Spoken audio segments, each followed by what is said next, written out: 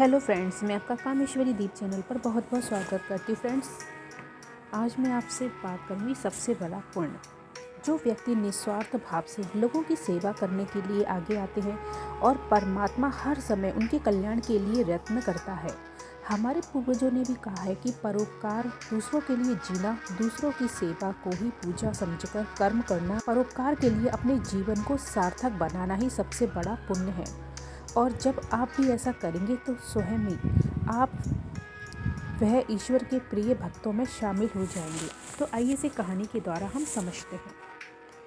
एक राजा बहुत प्रजापालक था। हमेशा प्रजा के हित के लिए प्रयत्नशील रहता और वह इतना कर्मठ था कि अपना सुख, ऐशो आराम सब छोड़कर बस सारा दिन जन कल्याण में ही लगा रहता। अब यहाँ तक कि जो मोक्ष का साधन है अर्थात भगवत भजन, उसके लिए भी वह समय नहीं निकाल पाता। एक सुबह राजा वन की तरफ भ्रमण करने के लिए जा रहे थे।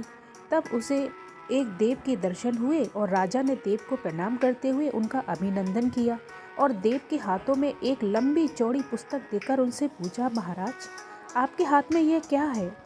तब देव बोले, राजन यह हमारा वही खाता है जिसमें सभी भजन करने वालों के नाम हैं। अब राजा ने निराशा युक्त भाव से कहा, कृपया देखिए तो इस किताब में कहीं मेरा नाम भी है या नहीं। तब देव ने कहा, महाराज। राजा के कहने पर किताब का एक एक पृष्ठ उलटने लगे, परंतु राजा का कहीं नाम नजर नहीं आया। अब राजा ने देव को चिंतित देखकर कहा, महाराज आप चिंतित ना हो, आपके ढूंढने में कोई कमी नहीं है। वास्तव में ये मेरा ही दुर्भाग्य है कि मैं भजन कीर्तन के लिए समय ही नहीं निकाल पाता और इसलिए यहाँ मेरा नाम नहीं है कहीं भी। अब उस दिन राजा के मन में आत्मग्लानि सी उत्पन्न हुई, लेकिन उसके बावजूद उन्होंने इसे नज़रअंदाज कर दिया। अब नज़रअंदाज कर दिया तो पुनः परोपकार की भावना के लिए दूसरों की सेवा करने लग गए। कुछ दिन बाद राजा फिर सुबह वन की तरफ टहलने के लिए निकले तो उन्हें वही देव महाराज के दर्शन हुए। इस बार भी उनके हाथ में एक पुस्तक थी। इस पुस्तक के रंग और आकार में बड़ा भेद था और यह पहली वाली से काफ़ी मोटी भी थी। अब राजा ने उन्हें प्रणाम करते हुए पूछा फिर से, महाराज आज कौन सा वही काता अपने हाथों में लिया हुआ है आपने?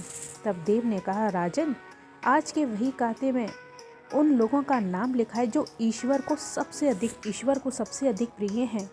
कितने भाग्यशाली होंगे वे लोग, निश्चित ही वे दिन रात भगवत भजन में लीन रहते होंगे।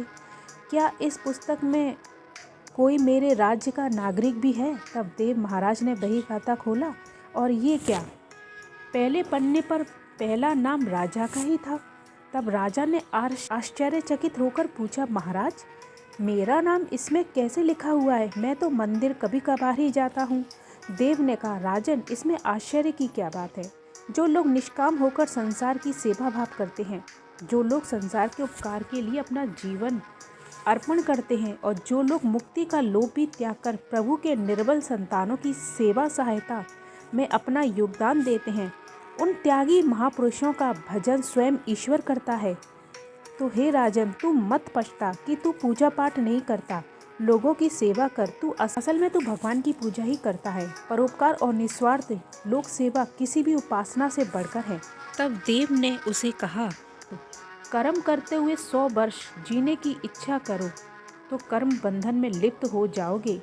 राजन भगवान दीन दयालु है, उन्हें खुशामद नहीं भाती है बल्कि आचरण भाता है। सच्ची भक्ति तो यही है कि परोपकार करो और दीन दुखियों का हित साधन करो।